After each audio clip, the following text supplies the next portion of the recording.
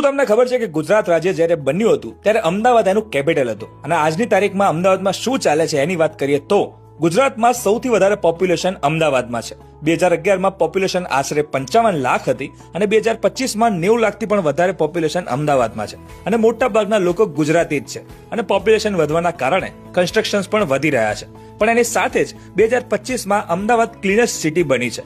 ભારતની પહેલી bullet train અમદાવાદમાં આવી છે. મલ્ટીમોડલ ટ્રાન્સપોર્ટ હબ અમદાવાદમાં છે.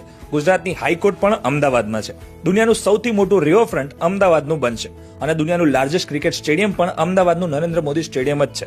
ઇન્ડિયાનું biggest sports centre Sardar Vallabhbhai Patel sports enclave અમદાવાદમાં બની રહ્યું છે. First UNESCO world heritage city Ahmedabad છે. ઇકોનોમિક અને ઇન્ડસ્ટ્રીયલ હબમાં પણ અમદાવાદ આગળ છે.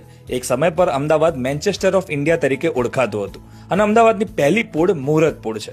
અમદાવાદનું કાલુપુર રેલવે સ્ટેશન ઇન્ડિયાનું one of the busiest railway સ્ટેશનમાંનું એક છે અને સરદાર વલ્લભભાઈ પટેલ ઇન્ટરનેશનલ એરપોર્ટ ઇન્ડિયાનું 7th બિઝીએસ્ટ એરપોર્ટમાંનું એક છે. આ બધી ભાગદોડ પછી પણ અમદાવાદના લોકો જલસાથી જીવે છે. તો શેર કરો આ અમદાવાદીઓને જે આ બિઝી લાઇફસ્ટાઇલમાં તમારા માટે સમય કાઢીને આવે છે.